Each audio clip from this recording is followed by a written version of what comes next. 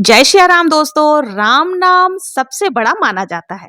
हिंदू धर्म में जब भी हम किसी से मिलते हैं तो सबसे पहले राम राम कहकर ही संबोधित किया जाता है। यानी राम नाम का महत्व बहुत ज्यादा है। और चूंकि रामनवमी भी आने वाली है तो आज की वीडियो में हम लोग जानेंगे कि रामनवमी के दिन प्रभु श्री रामचंद्र जी की पूजा अर्चना किस प्रकार से की जाती है। तो चलिए वीडियो की शुरुआत करते हैं। जैसा कि आप सभी कोई जानते हैं कि रामचंद्र जी का जन्म उत्सव आने वाला है। चैत्र मास के शुक्ल पक्ष की नवमी तिथि को श्री रामचंद्र जी का जन्मोत्सव मनाया जाता है, जिसे रामनवमी के नाम से भी जाना जाता है। रामलला का जन्म दिवस है तो हमें कुछ विशेष रूप से राम जी की पूजा आराधना करनी चाहिए। तो देखिए हम किस तरह से रामलला का जन्मदिन मनाएंगे। नवरात्रि का जो अंतिम दिन होता है, जिस दिन माता सिद्धिदात्री का पूजा आराधना की जाती है, उसी दिन रामनवमी भी मनाई जाती है। तो सुबह सुबह में आपको माता सिद्धिदात्री की पूजा आराधना कर लेनी है। उसके बाद दोपहर के समय आप इस पूजन को कर सकते हैं। तो देखिए इस पूजन को करने के लिए जहां पर भी आपको चौकी लगानी है वहां पर साफ सफाई करके आपको थोड़ा सा हल्दी से स्वास्तिक आदि बना करके उसके ऊपर आपको पाटा बिछा लेना है। आप चाहें तो जहां माता जी का चौकी आपने लगा रखा है वहां पर भी ये पूजन कर सकते हैं। मैंने अलग से एक चौकी लगा लिया, उसके ऊपर पीले रंग का वस्त्र आपको बिछा लेना है। भगवान श्री राम जी की पूजा में पीले रंग का विशेष महत्व होता है क्योंकि श्री राम जी पीले रंग के वस्त्र धारण करते हैं। अब इसके साथ ही देखिए हमें यहाँ पर लाल रंग का वस्त्र भी बिछा लेना है क्योंकि हम यहाँ पर राम जी के साथ ही सीता मैया आदि सभी को विराजमान करेंगे। तो सबसे पहले हम यहाँ पर थोड़े से अक्षत का या फूलों का आसन देते हुए प्रभु श्री राम जी को यहाँ पर विराजमान करेंगे। देखिए मेरे पास जो है इस प्रकार की पूरे राम दरबार की फोटो है। अगर आप लोगों के पास राम दरबार की कोई मूर्ति हो, प्रतिमा हो जिसमें माता सीता, लक्ष्मण जी, हनुमान जी सभी कोई हो, तो आप उनको भी यहाँ पर विराजमान करके पूजन कर सकते हैं। मेरे पास ये राम दरबार की फोटो है तो मैंने फोटो ले ली है। अब साथ ही हमें गणेश जी को जरूर से विराजमान करना है क्योंकि गणेश जी को सुमरे बिना कोई कार्य नहीं होता। तो मैंने यहाँ पे थोड़े से अक्षत का आसन देते हुए गणेश जी को भी विराजमान कर लिया है। अब हमें पूजा शुरू करनी। तो यहाँ पर हम एक पात्र में थोड़ा सा जल ले लेंगे। अगर कुंभ का जल आपके पास है तो वो भी जरूर से मिश्रित कर लें। अगर आपके पास देखिए मूर्ति है तो उनको पंचामृत स्नान कराना है। मेरे पास चूंकि ये तस्वीर है इसलिए मैं यहाँ पर गंगा जल से भावपूर्ण स्नान करवा दूंगी। ओम गण गणपतये नमः इस प्रकार बोलते हुए हमें भावपूर्ण स्नान करा देना है। और उसके बाद हमें एक देसी घी का या तिल के तेल का दीपक आप प्रज्वलित कर ले। मैंने यहाँ पर देसी घी का दीपक ले लिया है। अब सभी को हमें तिलक लगाना है। तो आप चाहे तो अष्टदल चंदन से भी तिलक लगा सकते हैं। मैंने यहाँ पे रोली ले रखी है। रोली से पहले गणेश जी को तिलक लगाएंगे, फिर फोटो में विद्यमान पूरे राम जी के जितने लोग यहाँ पर हैं, यानी कि रामचंद्र जी, सीता मैया, लक्ष्मण जी, भरत जी, हनुमान जी, सभी को हमें तिलक लगा लेना है। सबको तिलक लगाने के बाद अक्षत भी आप जरूर से लगा दें। इसके बाद हमें वस्त्र स्वरूप सभी को कलावा समर्पित करनी है। मौली धागा जो होता है वो आप वस्त्र स्वरूप समर्पित कर सकते हैं। भगवान गणेश जी के लिए देखिए अगर आपके पास जनेऊ है तो आप जनेऊ समर्पित कर सकते हैं। तो इस तरह से हमने सभी को वस्त्र समर्पित कर दिया है।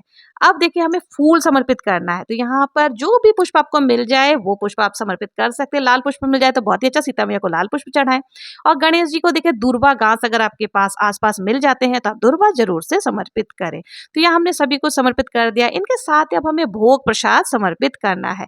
तो देखिए फलों का भोग लगाएं तो बहुत ही अच्छा। जो भी ऋतु फल आपको मिल जाते हैं ना, आप उनका भोग यहाँ पे लगा सकते हैं। पंचमेवा आदि का भी भोग लगा सकते हैं। बताशा हो गए, कोई भी देवी के पूजन में बताशा आप जरूर से चढ़ानी चाहिए।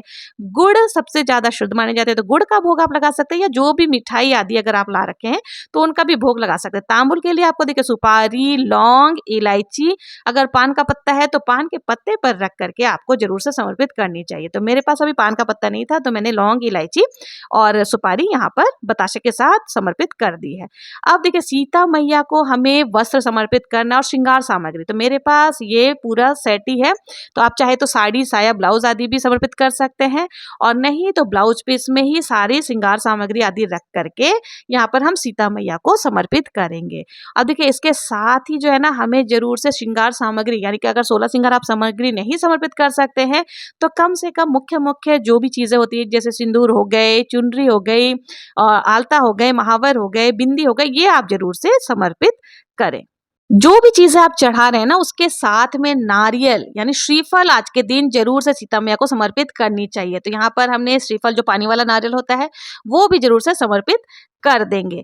और देखिए जो भोग प्रसाद हमने चढ़ाया है ना, उसमें हनुमान जी को बिना तुलसी पत्र के भोग समर्पित नहीं होता, तो हम यहाँ पर हनुमान जी के लिए अलग से तुलसी पत्र जरूर से डाल देंगे। गणेश जी के भोग में आपको तुलसी पत्र नहीं समर्पित करनी है। तो इस प्रकार से, और एक पात्र में आपको जल भी जरूर से समर्पित करना है, क्योंकि जब भी हम भोग लगाते हैं तो जल भी हमें समर्पित करनी चाहिए। अब देखिए यहाँ पर हमें दीपदान करना है, तो दीपदान के निमित्त मतलब प्रभु श्री राम के निमित्त हमें दीपदान अवश्य ही करनी चाहिए। तो आप 5, 7, 9, 11 जितने भी दीपक हो, आप चाहे उतना दीपदान कर सकते हैं। यहाँ पर मैंने देखिए कई लोग आटे के दीपक इस दिन बना करके दीपदान करते हैं, तो मैंने यहाँ पर दीपक ले लिया है और उसमें देसी घी का जो है बाती भी लगा ली है।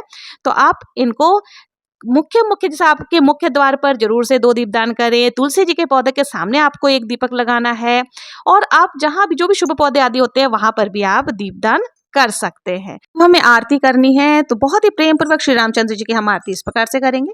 श्री रामचंद्र कृपालु भज मन हरन भव भय दारुणम नव कंज लोचन कंज मुख कर कंज पद कंजारुणम कंदर्प अगणित अमित छवि नव नील नीरज सुंदरम पट पीत मानहु तड़ित रुचि सुचि नौमि जनक सुतावरम भज दीन बंधु दिनेश दानव दैत्य वंश निकंदनम रघुनंद आनंद कंद कौशल चंद्र दशरथ नंदनम सिर मुकुट कुंडल तिलक चारु दारु अंग विभूषणम राजानुभुज सर चाप धर संगाम चित खर भूषणम इति वदति तुलसीदास शंकर शेष मुनि मनरंजनम मम हृदय कुंज निवास कुरु कामा खलदल गंजनम मनुजाहि राचेउ मिलहु सोबरु सहस सुंदर सावरो करुणा निधान सुजाल। इस प्रकार से हमें बहुत ही प्रेम पूर्वक आरती कर लेनी है। आरती करने के बाद हमें हाथ जोड़ करके पूजा में रही कमियों के लिए क्षमा याचना कर लेनी है। अब भगवान श्री रामचंद्र जी से निवेदन करना है घर में सुख शांति समृद्धि बनी रहे।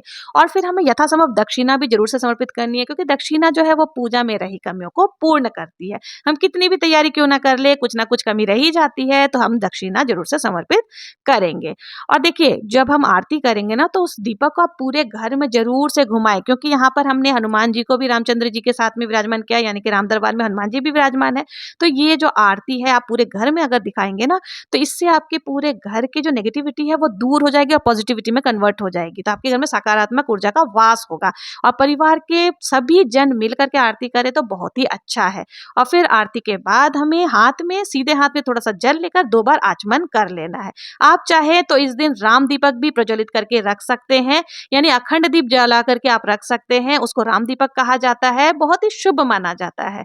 इस प्रकार से, और देखिए भोग प्रसाद आदि जो भी है वो आप पूरे परिवारजन में बांट सकते हैं और सभी लोग ग्रहण कर सकते हैं।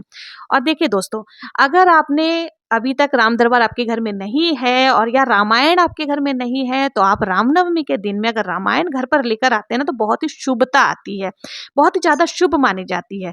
तो अगर अभी तक आपके पास रामायण नहीं है तो जरूर से रामनवमी के दिन लेकर के इससे आपके घर में सुख समृद्धि बनी रहती है।